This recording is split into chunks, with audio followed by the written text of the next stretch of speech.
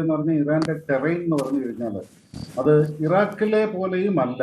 ഇറാഖിലെ അഡ്വാൻറ്റേജ് എന്ന് പറഞ്ഞാൽ അമേരിക്കയും 28 സഖ്യകക്ഷികൾ ഒന്നിച്ചിട്ടാണ് ഇറാഖിനെ ആക്രമിക്കുന്നതും ഇറാഖിലെ കരയുദ്ധം നടത്തുന്നതും അവരെ കീഴടക്കുന്നതും അല്ല. ഇവിടെ അന്ന് ഇറാഖിന് കാര്യമായിട്ട് വെളിയിൽ നല്ല സപ്പോർട്ടും ഇല്ലായിരുന്നു.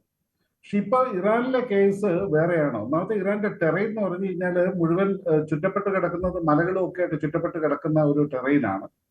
എന്ന് മാത്രമല്ല 40-40 വർഷമായിട്ട് ഉപരോധം കൊണ്ട് പൊറുതിമുട്ടി ആ ഒരു സാഹചര്യമായിട്ട് ജീവിക്കാനായിട്ട് ശീലിച്ച, ആ ഒരു ടഫ് കണ്ടീഷനിൽ ജീവിക്കാൻ ശീലിച്ച ഒരു ജനത അവിടെ ഉള്ളത്.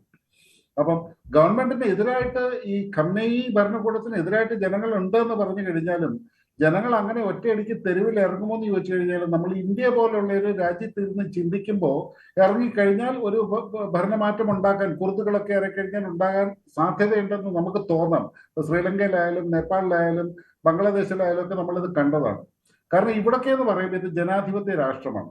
ജനാധിപത്യ രാഷ്ട്രങ്ങളിൽ ഒരു സേനയെ ഉപയോഗിച്ച് ഈ ജനങ്ങളുടെ ഈ ഇളകി വരുന്ന ജനത്തിനെ വെടിവെച്ച് കൊല്ലാൻ പറ്റുന്നതിനൊക്കെ ഒരു പരിധിയുണ്ട്.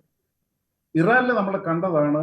അങ്ങനെ ഒരു ഇളക്കമുണ്ടായി കഴിഞ്ഞാൽ യാതൊരു മയവുമില്ലാതെ ശത്രുവിനെ വെടിവെച്ച് കൊല്ലുന്നത് പോലെ തന്നെ ഈ ഭരണകൂടം അവരെ വെടിവെച്ച് കൊല്ലും. പാറ്റൻ ടാങ്ക് വരെ ഉപയോഗിച്ചിട്ട് അവർക്കെതിരെ ഉപയോഗിക്കാനുള്ള സാധ്യതയുണ്ട്. അപ്പൊ കുർദുകളെ ഉപയോഗിച്ചിട്ടും ഇവിടെ ഒരു കരയുദ്ധം നടത്തി ഇവിടുത്തെ ഭരണം പിടിച്ചെടുക്കുക എന്ന് പറയുന്നത് അത്ര എളുപ്പമല്ല. തന്നെയല്ല, കുർദുകൾ എന്ന് പറഞ്ഞു കഴിഞ്ഞാൽ അവർക്ക് ഇതിന് മാത്രം വെപ്പൺസും ആയുധങ്ങളും ഒന്നും ഇല്ലല്ലോ.